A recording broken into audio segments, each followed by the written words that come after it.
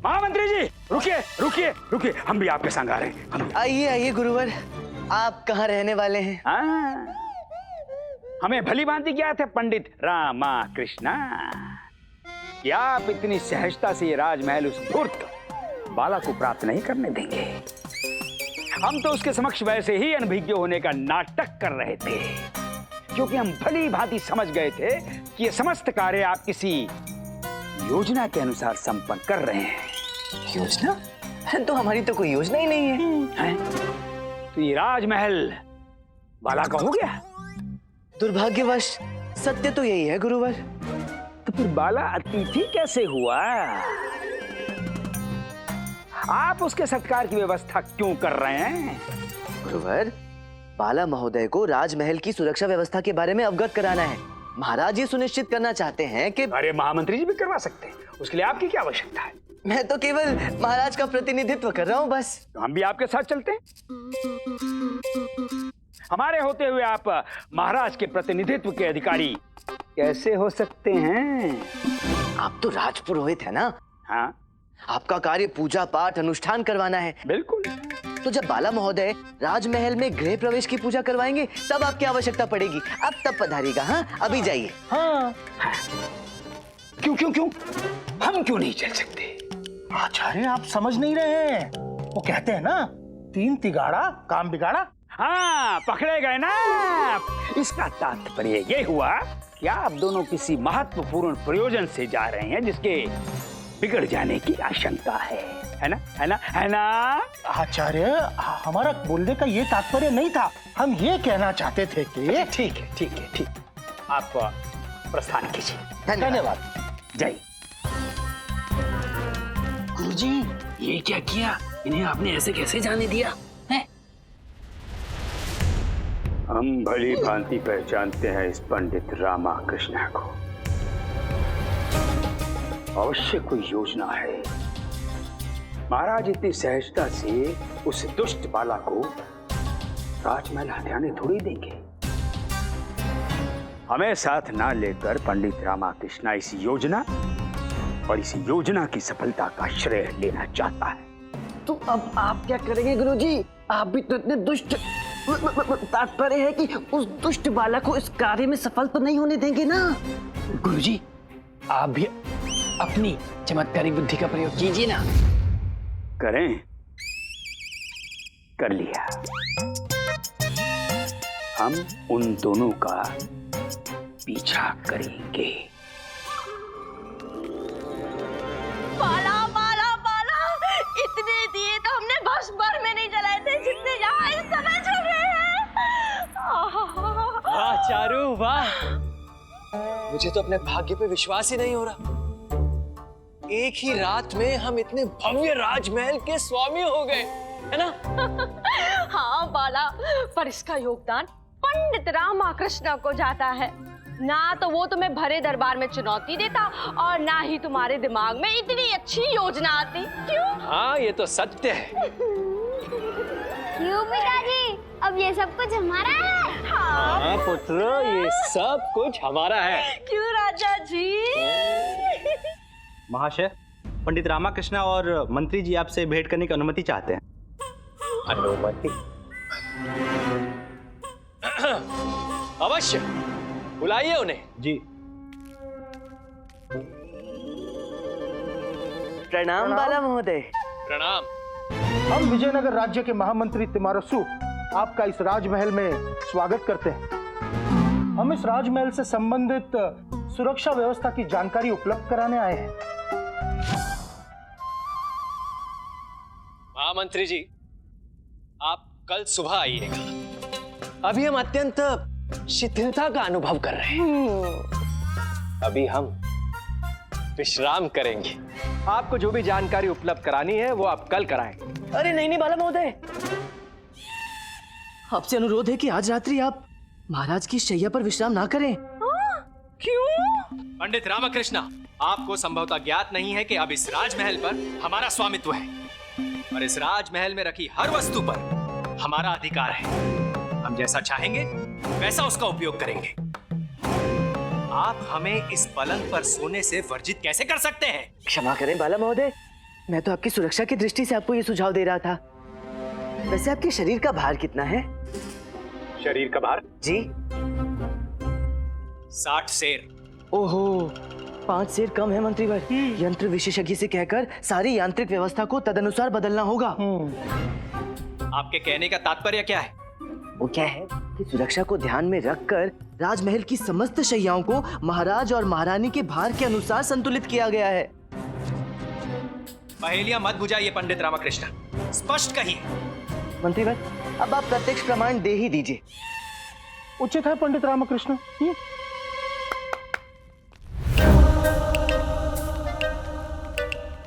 आप क्या प्रमाणित करना चाहते हैं? आप प्रत्यक्ष देख लीजिए, रखिए।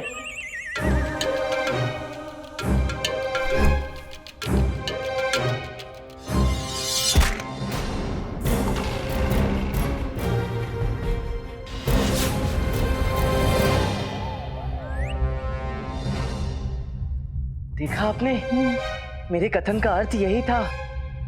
महाराज के अतिरिक्त कोई भी यदि इस शैया पर सोएगा तो ये भाला वहां से आकर सीधा उसके सीने में।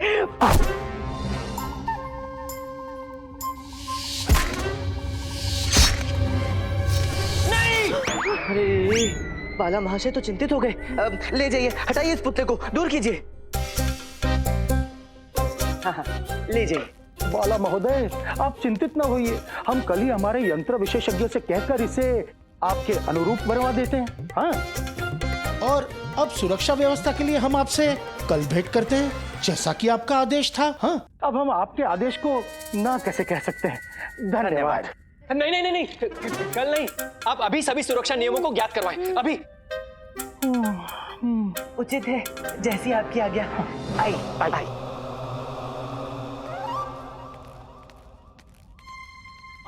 ये देखिए, ये एक विशेष प्रकार की कुंजी है। इसे आकस्मिकता की स्थिति के लिए बनाया गया है। यदि आपको ऐसा आभास हो कि कोई वातायन से आपकी वार्तालाप सुन रहा है, तो ये कुंजी खींच दीजिए। अरे, कुछ भी तो नहीं हुआ। कुछ भी नहीं हुआ। अरे रे रे रे, ये क्या कर दिया दासू महोदय? ये तो आकस्मिकता की स्थिति में प्रयोग हेतु है, नहीं खींचना चाहिए था।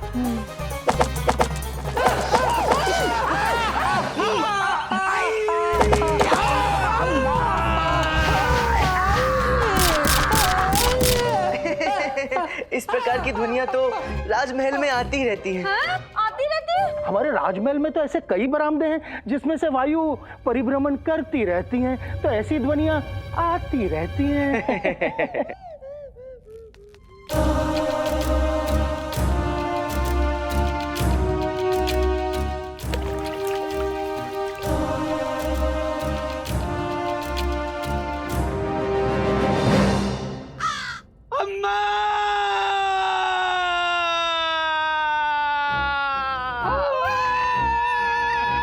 फिर से वही ध्वनि। अरे हमने कहा ना आपसे, वायु परिभ्रमण। वायु है, हाँ। वायु है, वायु। नहीं पर ऐसा महारानियों के कक्षों में भी होता है। हाँ, सुरक्षा प्रबंध है ना, समस्त कक्ष में भिन्न प्रकार की व्यवस्थाएं हैं। सुरक्षा का प्रश्न जो ठहरा। सुरक्षा?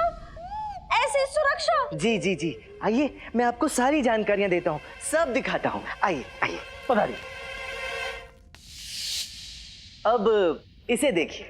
इसमें क्या विशेष है? इसमें महारानी अपने बहुमूल्य आभूषण और कीमती वस्त्र रखती हैं। ये तो सामान्य बात है, ये हमें ज्ञात है। नाना बाला महाशय, राजमहल में कुछ भी सामान्य नहीं होता। इसे खोलने से पूर्व राजमहल में हर किसी को एक विशेष संकेत देना होता है। उदाहरण के लिए महाराज का संकेत था 2 पूर्ण और 1 आधी धीमी ताली। नहीं नहीं, 2 ताली तो हमें समझ आ गई, पर ये आधी ताली कैसे बजाई जाती है? अभी बताता हूँ। ऐसे। अब आप इसे खोलकर देख सकते हैं। आइए। नहीं नहीं नहीं, आप ही खोलिए। अरे आप खोलिए ना। नहीं नहीं, आप डर गए, नहीं खोलता।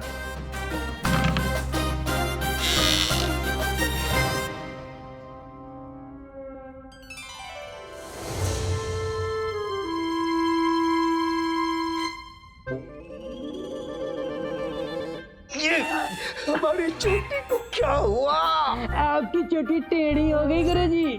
कैसे? कब से? बहुत समय से गुरुजी। तो बताया क्यों नहीं? बहुत सुंदर लग रही थी, इसीलिए नहीं बताता। परंतु ये जंतु गुरुजी, ऐसा लगता नहीं कि चोटी कभी सीधी हो पाएगी। ऐसा प्रतीत होता है कि आपको टेढ़ी चोटी में ही अपना शेष जीवन व्यतीत करना होगा। छोड़ो चोटी को, चोटी के विषय में बाद में सोचेंगे। ये अंदर पंडित रामाकृष्ण क्या उल्लू सीधा कर रहा है? अवश्य कोई रहस्य कक्ष के अंदर जाना होगा। किंतु गुरुजी इसी अवस्था में जाएंगे क्या? और किस अवस्था में जाएंगे? आओ चलिए। ये सब हमारा है। हाँ पुत्र, पीछे होकर ही देखो। हाँ, ये सब आपका है। तो जिस प्रकार आपने कहा उस प्रकार से अगर 2 पूर्ण ताली और एक आधी ताली ना बजाए तो उचित है। तो हम आपको बताते हैं कि अगर आपने ताली नहीं बजाई तो इसका क्या परिणाम हो सकता है। देखिए। आइए।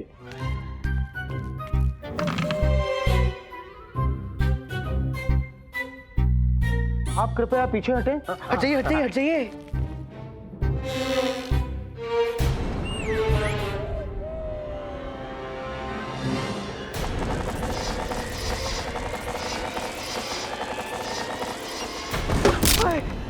गुरुवर, आचार्य।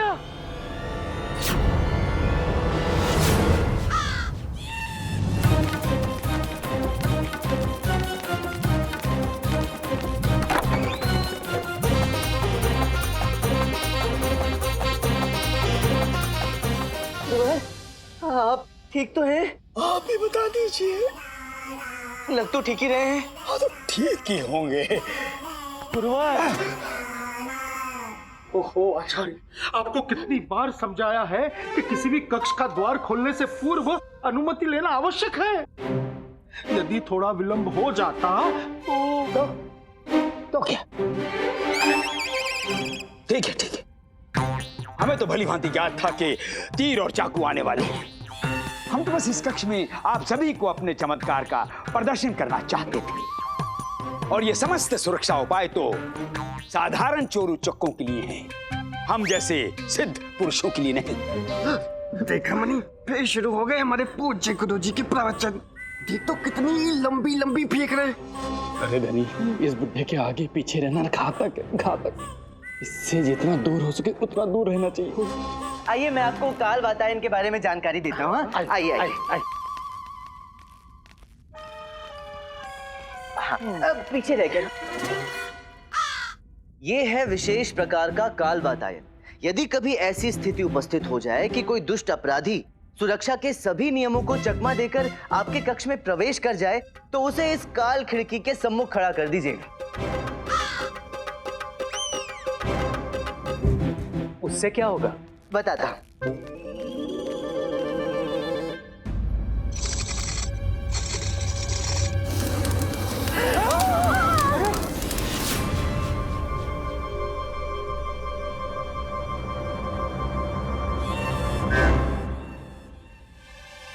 अरे धनी मनी, आप खिड़की के समक्ष क्यों आ गए? देखने के लिए कि काल वातायन कैसा होता है।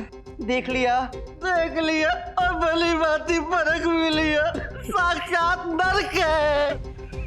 अब हम यहाँ एक क्षण भी नहीं रुकेंगे।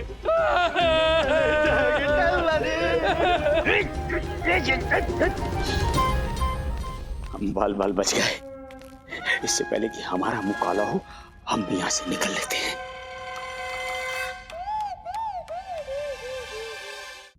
पंडित रामकृष्ण, आपका प्रदर्शन समाप्त हुआ कि अभी भी कोई सुरक्षा प्रबंध शेष है? ना महाशय, अभी तो अनेक हैं। राजमहल है ना, यहाँ कदम कदम पर ऐसी व्यवस्थाएं अनिवार्य हैं। हाँ, पंडित रामकृष्ण, आपसे निवेदन है कि आप अभी के अभी यंत्र विशेषज्ञ को बुलाकर उन्हें आदेश दें कि ये सारे सुरक्षा प्रबंध निष्क्रिय कर दें। हाँ, देखिए, हम तो साधारण से मनुष्य हैं, हमें ऐसी सुरक्षा व्यवस्था की कोई आवश्यकता नहीं है। हम तो रसोई में ही रह लेंगे। हाँ। रसोई घर में? नाना बाला महाशय, रसोई घर में तो कदापि नहीं। वहाँ राज परिवार का भोजन पकाया जाता है ना, वहाँ तो अन्य कक्षों की अपेक्षा कहीं अधिक सुरक्षा व्यवस्था होती है। तो फिर हम कहाँ रहे? वही तो, कहाँ सोए? सेवकों के आगार में सो नहीं सकते, बरामदे में सो नहीं सकते, रसोई घर में सो नहीं सकते, फिर हाँ, आप एक कार्य कीजिए, आप सेवकों के स्नानागार में सो जाइए। कैसी बातें कर रहे हैं पंडित रामकृष्ण? वहाँ तो सारे सेवक स्नान करते हैं, हाथ धोते हैं। वो गंदा पानी, जूठा पानी, वो सब कुछ इन पर गिर सकता है ना। ये तो गहन समस्या उत्पन्न हो गई मंत्रीवर। किंतु करे भी तो क्या करें? राजमहल में सेवकों का स्नानागार एकमात्र ऐसा स्थान है जहाँ सुरक्षा व्यवस्था नहीं है। सोना तो आपको वहीं पड़ेगा। हम आपके लिए चटाई की व्यवस्था भी कर देंगे। नहीं नहीं, हम तो वहीं सो लेंगे। आप हमें बस वो स्थान और उस स्थान की ओर जाने वाली दिशा बताएं। जी, यहाँ से निकलकर दाएं मुड़ जाइए, फिर बाएं मुड़ जाइए, वहाँ से सीधा सीधा पहुँच जाएंगे। संभाल के। दाएं दाएं।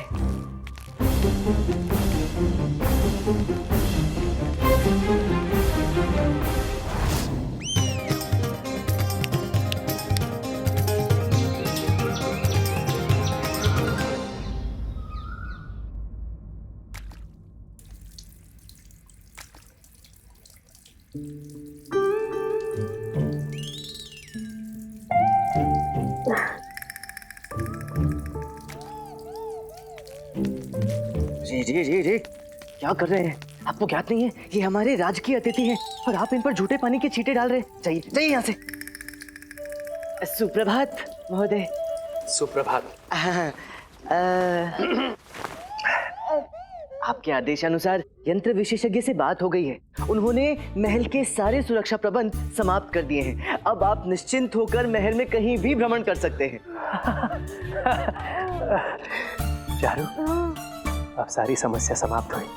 अब हम आनंद पूर्वक इस राजमहल का सुख भोग सकते हैं। और अब हमें ये सेवकों के स्नान गृह में नहीं बल्कि महाराजा की शैया पर सोने का सुख भोगना है। महोदय, राजसी रसोइये ने सूची भिजवाई है, कृपया अध्ययन कर लीजिए। अवश्य।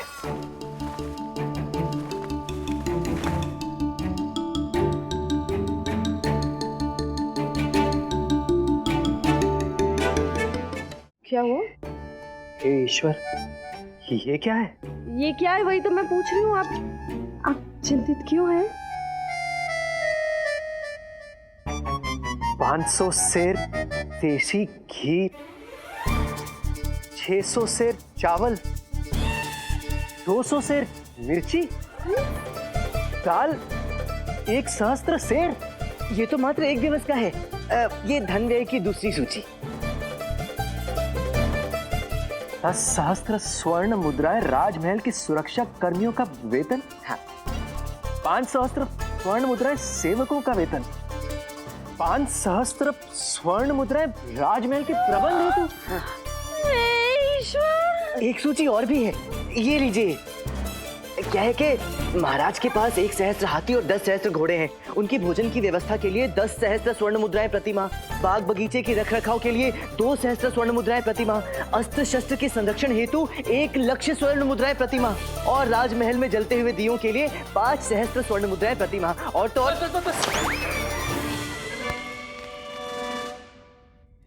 ये तो हमने हाथी पाल लिया चारू, वो भी श्वेत हाथी। इस हाथी से जल्दी पीछा छुड़ाना पड़ेगा वरना ये हाथी हमें ही निकल जाएगा। हाथी? कौन सा हाथी है? तुम क्या बोल रहे हो? अरे ये राजमहल नहीं हाथी है, और इस हाथी को पालना हमारे बस की बात नहीं है। तो हम ये हाथी को बेच देते ना, हमें इससे धन प्राप्त होगा, हम यहाँ से पट से निकल जाएंगे। उपहास कर रही हो क्या? विजयनगर में रहकर विजयनगर के महाराजा से ठगा हुआ राजमहल हमसे कौन क्रय करेगा? इसका मतलब हम हमारी जाल में फंस गए बाला। प्रणाम मंत्रीवर। प्रणाम पंडित रामकृष्ण, प्रणाम। बाला महोदय, प्रणाम। प्रणाम प्रणाम। आशा करते हैं कि आपकी राजमहल की पहली रात्रि सुखद एवं आनंददायक रही होगी। मुझे महाराज से मिलना है। परंतु क्यों? यदि आपको कोई असुविधा है तो हमें बताइए, हम उसका निराकरण करेंगे। वैसे छोटी छोटी बातों के लिए महाराज तक हमसे कोई त्रुटि हो गई क्या? हाँ, बताइए ना। अरे नहीं, मुझे महाराज से ही मिलना है। हाँ। जैसा आप उचित समझे। वैसे पंडित रामकृष्ण ने आपको व्यय की सूची तो दी है ना? हाँ, कृपा करके उसका भुगतान करवा दीजिएगा। वो सब बाद में, पहले मुझे महाराज से मिलना है, उसके पश्चात ये सब करेंगे। बाला महोदय, अब आप ठहरे हमारे राजमहल के विशेष अतिथि, अब आपको ना भी तो नहीं कह सकते ना, जैसा आप उचित समझे। महाराज से हमारी शिकायत मत कीजिएगा, हाँ?